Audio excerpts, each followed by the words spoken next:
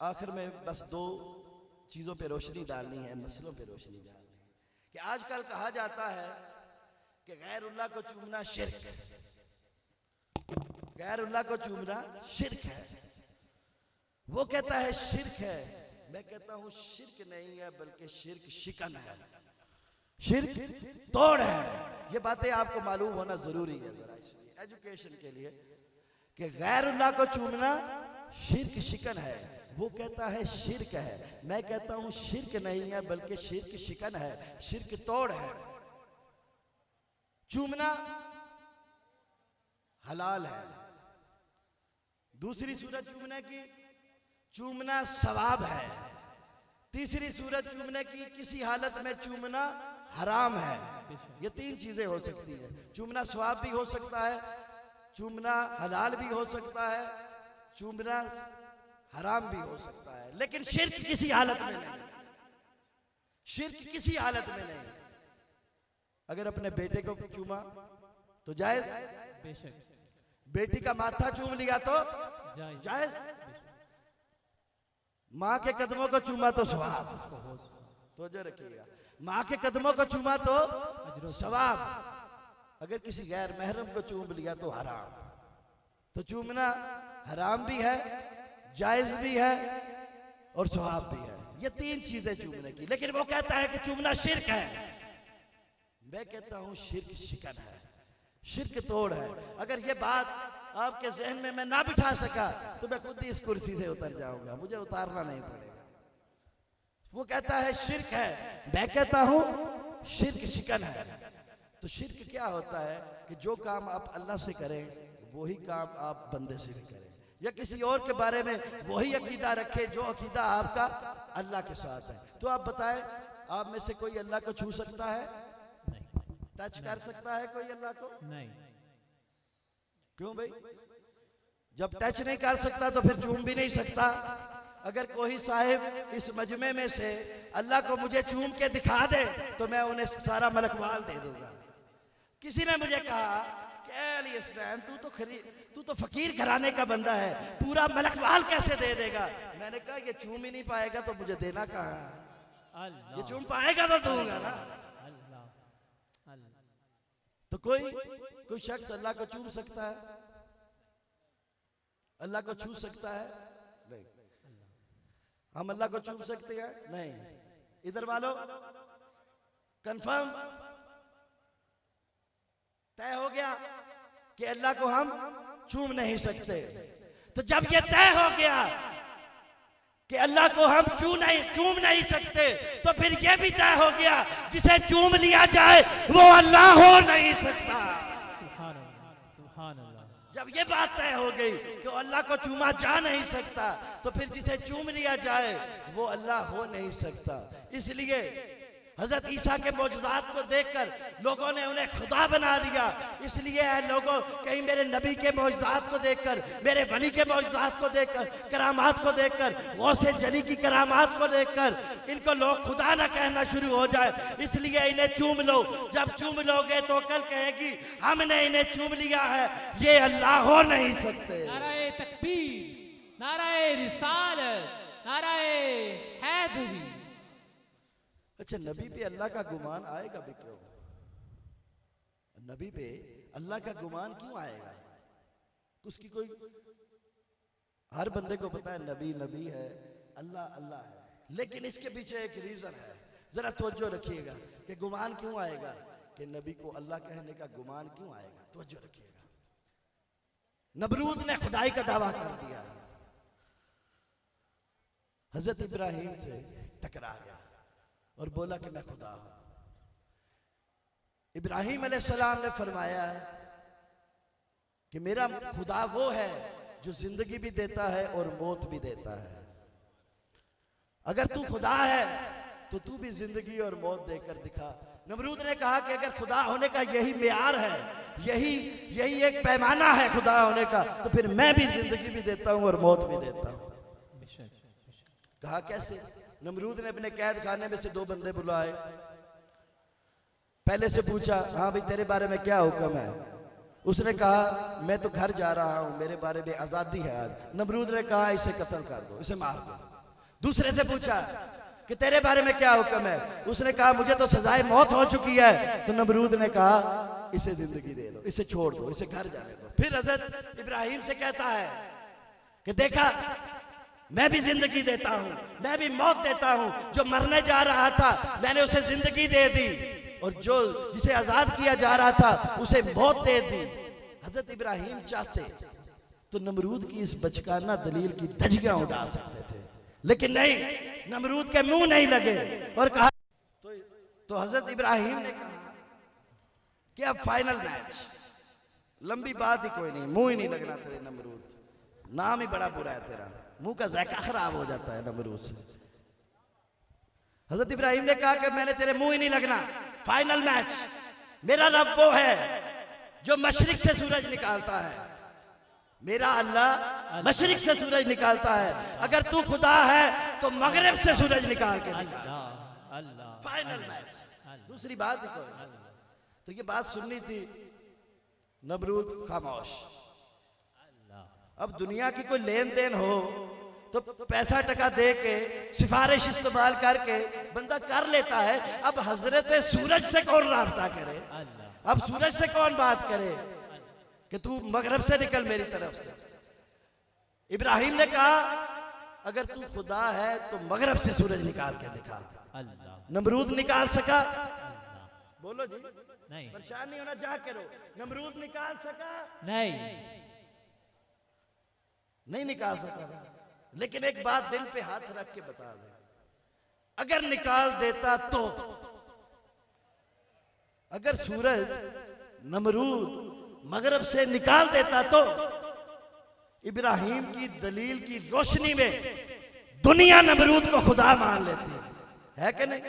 Final match था ना, जो आखिरी बात थी। अगर नमरूद निकाल लेता तो इब्राहिम की दलील की रोशनी में दुनिया नमरूद को खुदा मान लेती। नमरूद तो ना निकाल सका, लेकिन तारीख के पन्ने में इब्राहिम की ये दलील मौजूद थी कि खुदा मशरक से सूरज निकालता है। अल्लाह जो है वो मशरक से सूरज निकालता है। अब अल्लाह वही होगा जो मगरब से सूरज निकालेगा। दलील मौजूद थी, नमरूद ना निकाल सका। लेकिन तारीख गवाह है, जब हजरत अली की असर की नमाज कज़ा हुई तो इसी डूबे हुए सूरज को मेरे नबी ने उंगली के इशारे से मगरब से वापस पलटाया है। नारे हैदरी, हैदरी, हैदरी।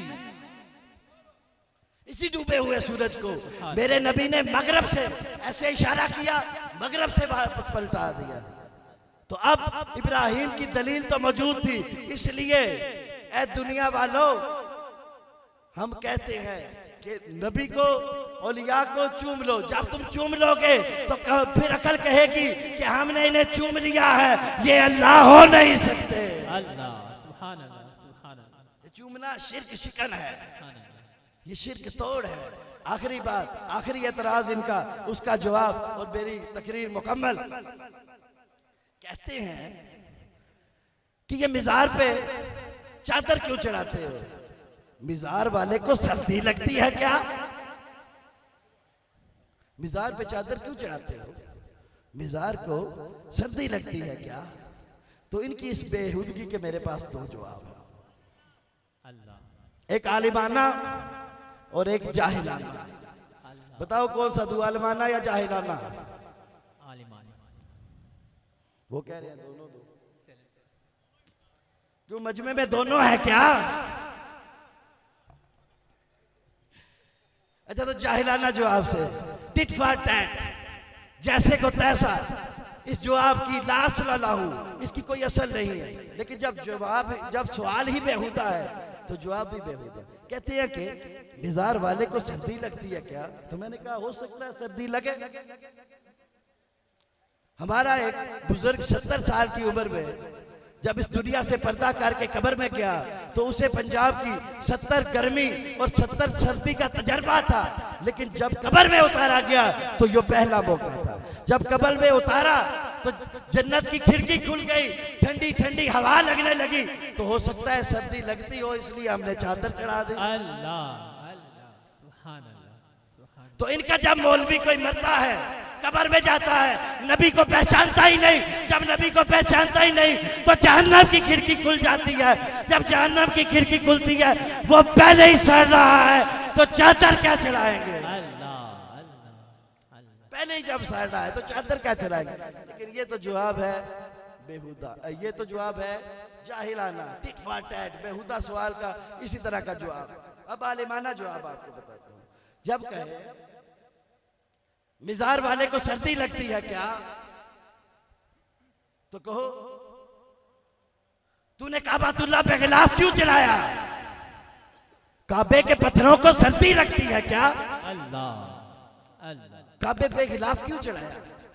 काबे के पत्थरों को भी सर्दी लगती है तो हो सकता है पतली गली से निकल जाए और कहे कि जा मैं नहीं चढ़ाता, पूछ सऊदी हुकूमत से, उन्होंने चढ़ाया होगा, मैं तो नहीं चढ़ाता। तो फिर इस बात के बाद घुस जाओ उसके घर में जहां तक शरीयत इजाजत है, अल्लाह अल्लाह, जहां तक शरीयत इजाजत है।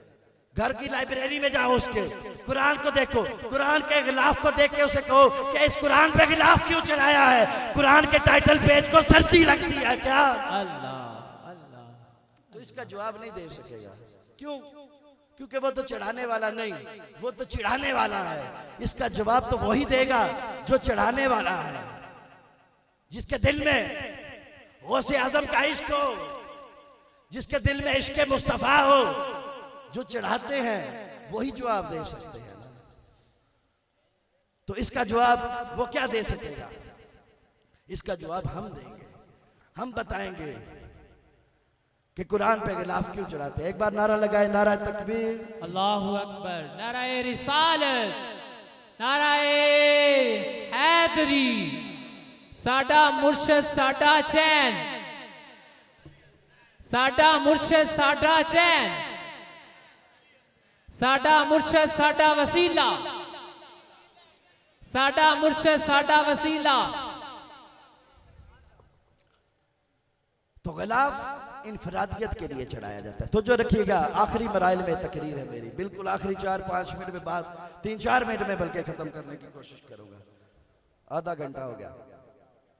गिलाफ इनफरादियत के लिए चढ़ाया जाता है कि दूसरों से इसे अलग करे, दूसरों की तरह ना करे, इसलिए हमने काबातुल्लाह पे गिलाफ चढ़ा दिया इनफरादियत के लिए। फिर हमने किताबुल्लाह पे गिलाफ चढ़ाया, फिर हमने वलीउल्लाह पे गिलाफ चढ़ाया, इसलिए कि ए काबा तू मस्जिद है, तू मस्जिद हराम है। सुबहानल्लाज़ी असरा बिअब्दिही लैलन मिनल मस्जिदिल हराम इलल मस्जिदिल अक्सा। ए काबा तू मस्जिद हराम है, अल्लाह बेशक मस्जिद है। बेशक। तुम्हें दुनिया में दूसरी मस्जिदों के साथ रहना है, तू मस्जिद है, तुझे दुनिया में दूसरी मस्जिदों के साथ रहना है। कहीं साथ रहने की वजह से दूसरी मस्जिदों के बराबर न समझा जाए, इसलिए काबातुल्लाह पे गिलाफ चढ़ा। अल्लाह सुभान अल्लाह। ए कुरान करीम, तू किताबुल्लाह है, तुम्हें दुनिया में दूसरी किताबों के साथ रहना है, कहीं साथ रहने की वजह से उनके बराबर ना समझा जाए, इसलिए किताबुल्लाह पे भी गिलाफ चढ़ा। सुभान अल्लाह सुभान अल्लाह सुभान अल्लाह। ए वलीउल्लाह, तुम्हें कब्र में, कब्रिस्तान में दूसरे मुर्दों के साथ लेटना है, कहीं साथ लेटने की वजह से दूसरे मुर्दों के बराबर ना समझा जाए, इसलिए वली अल्लाह पे भी गिलाफ। सुभान अल्लाह सुभान अल्लाह। तो ये वजह है इनफरादियत की, जो इनको दूसरों से अलग करते हैं। अच्छा एक बात है, काबातुल्लाह पे गिलाफ हो तब भी वो काबातुल्लाह है, ना हो तब भी वो काबातुल्लाह है। किताबुल्लाह पे गिलाफ हो तब भी वो किताबुल्लाह है, बेशक। ना हो तब भी वो किताबुल्लाह है। वलीउल्लाह पे चादर पे, बिजार पे चादर हो तब भी वो वलीउल्लाह है, ना हो तब भी वो वलीउल्लाह है। तो ये चादर की, ये गिलाफ की जरूरत किसे है? अल्लाह। इस बात को समझना है। तो ये गिलाफ चढ़ाने की जरूरत किसे है? तो इस बात को समझाने के लिए मॉडर्न दौर है। एक आपको मिसाल देता हूं कि 2 बच्चे निकले स्कूल से, स्टूडेंट निकलते हैं, दोस्त हैं, किताबें हाथ में उठाई हुई हैं।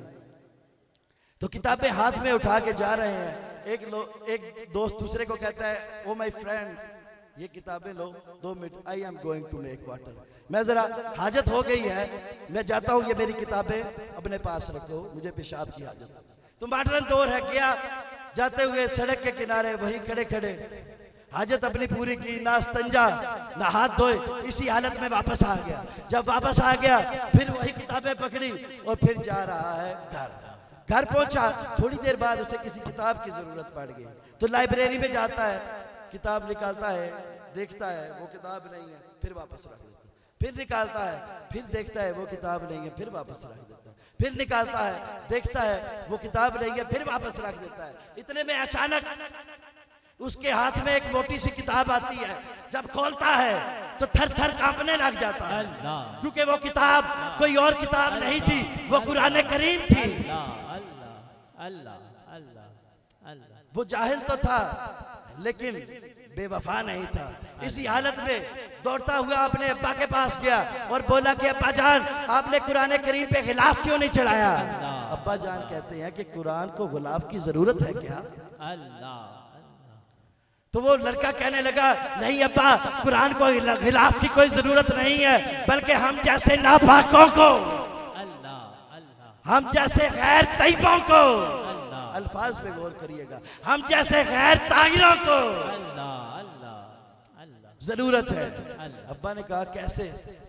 बच्चा कहता है कि अब्बा जान, जब मैं लाइब्रेरी में किताबें ढूंढ रहा था तो अगर कुरान पर गिलाफ होता तो गिलाफ होने की वजह से मेरी ये नापाक उंगलियां कुरान को देखकर कतरा जाती, गिलाफ को देखकर कतरा जाती और मैं कुरान को ना छूता। उसके 2 जुमलों पे गौर करना, आखिरी 2 जुमले हैं कि अगर कुरान पे गिलाफ होता तो मेरी ये नापाक उंगलियां गिलाफ को देखकर कतरा जाती और मैं कुरान को छूने की गलती ना करता।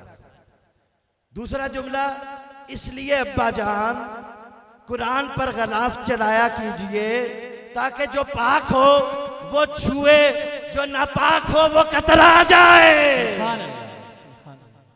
जो पाक हो वो छुए, बात को ज़हन में रखना, जो नापाक हो वो कतरा जाए। इसलिए अब पाक और नापाक को ना देखना, बहकाम शरीफ में पीर सैयद अली बादशाह के मिज़ार के खिलाफ को ना देखना, बल्कि ये देखना कि मलकवाल के कितने लोग गिलाफ को छूते हैं, कितने कतरा जाते हैं।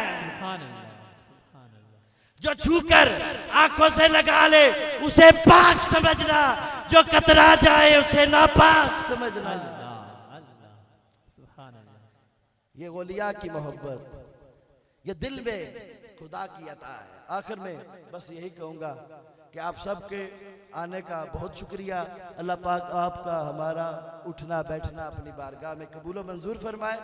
हम जैसे गुनहगारों को अपनी ड्यूटियां अच्छे से निभाने की तौफीक अता फरमाए। और आखिर में एक बात जहन में चले, उसको किसी और महफिल में करेंगे। अल्लाह पाक आप सबका हामी व नासिर हो। वमा अलैना इल्लल बलागुल मुबीन।